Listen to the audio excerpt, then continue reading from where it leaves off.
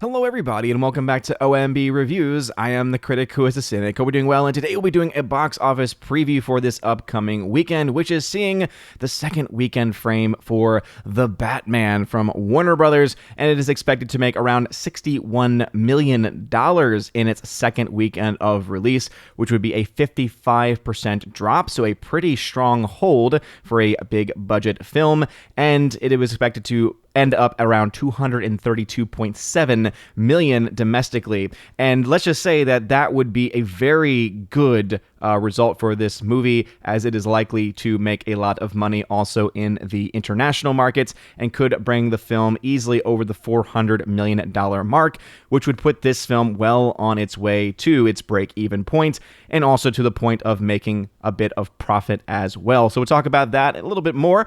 Before we go any further, though, please make sure you smash that like button, light up that fire button if you're watching over on Odyssey, and also make sure that you are subscribed to the channel with that bell notification on. That way you know every time a video live stream goes live on the channel. I don't even know how I just said those words that I just said, but The Batman, as you can see, $61 million. Again, the star next to it, because Box Office Pro is saying that this is still subject to change as they wait for certain numbers to come out. They always finalize their numbers around Thursday evening, so we'll see exactly how well they do in predicting the second weekend, as they were off in the first weekend predictions that they had. They were projecting the film to make around $150 million, ended up making around $130 million or so.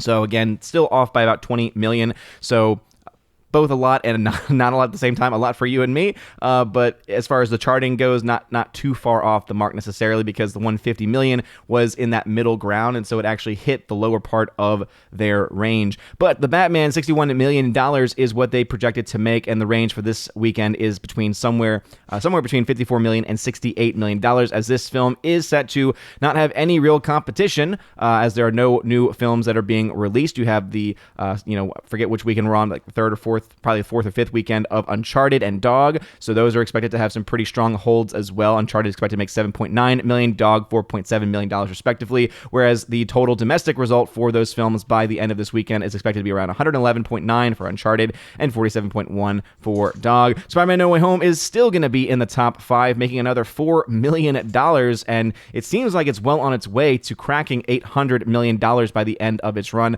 As you can see here, 11% drop, still at over 2,000 screens, so something that Sony still very much has a lot of faith in as far as being able to bring in money at a large number of screens, and so definitely looking pretty good for that film. And then rounding out the top 5 is going to be Death on the Nile, which, though it is having these pretty strong week-to-week holds, because it had such a weak start, it's only around $40.2 million and still very far off the mark of what the film needs to make in order to hit its break-even point, I should say.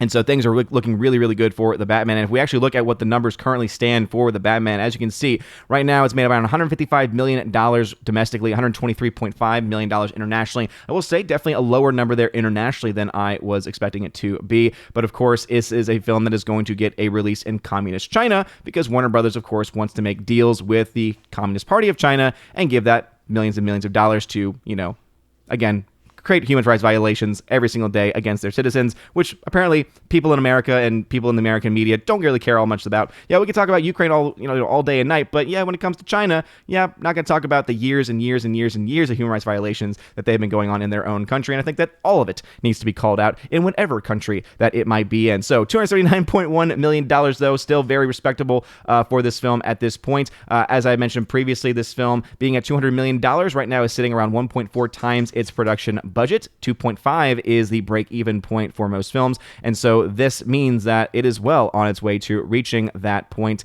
as such. And what's interesting to me, and what's, I think that's something that should be very promising for the people over at Warner Brothers, is the fact that this movie has been making $10 million a day during the week. So the Tuesday domestic chart, as it says here, it shows a $10.7 million Tuesday number, whereas if you look at the Monday number, it made around 10.8 million. So barely any change between the Monday and Tuesday number, both bringing in a good 10 mil. Very impressive numbers, to say the least. So I think that they should be very excited and happy with that number there. And if we get those box office number updates where we get the international numbers, both from the week and the weekend added in, and of course what they projected to make in the domestic market, things are looking pretty good. Again, if you looked at $232 million That would bring this movie around the $350 million mark. And again, you're probably looking at least another $50 million at least from international markets.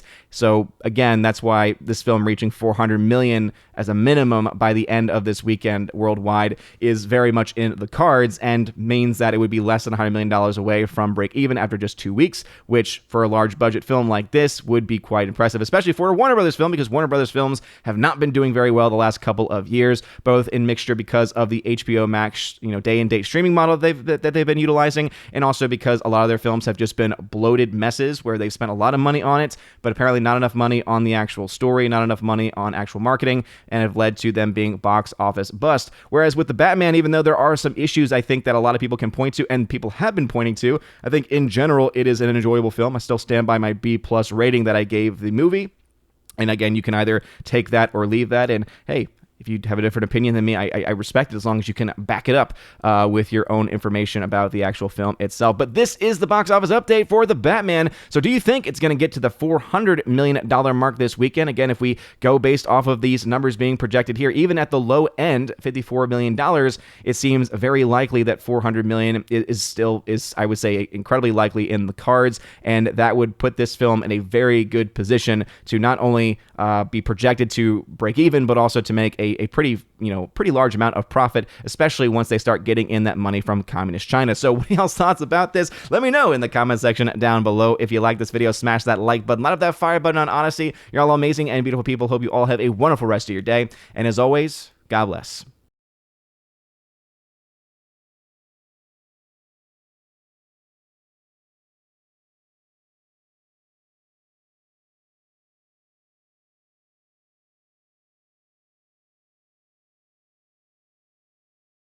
And now for a huge shout out to all of my March Patreon Subscribestar and Locals members. Starting off first with my Patreon members, animation commentator Brandon, let's go Brandon, Brian P., Christopher Bowman, Father Christopher Miller, hail to you, Father, Father Damian Cook, Fuzz Aldrin, Garrett Searles, Hannibal Grimm, Harold Francis, Hymir Ari Hymason, Inflamed Wood, Jacob Juice, Jeff Toon, Joe Horn, Jonathan Carney, Gomer Kyle 79, Laura, The Modern Major General Story, Mike Jackson, Mad Mitch Dunaway, Mondo Spieler, Mr. Peabody, On to June, Orange Chat Reviews, Out of Step with Reality, Rosetta Allen, Stan Andrian, Miss Martin Muses, Theodore Bendon, Tina Bojan, and of course Tina B, the Empress of the Universe. Also, shout out to my Subscribestar members, starting off with Trent Johnson, Matt 317, UAB Mad Dog, Mike Jackson, Storm Tracker, The R,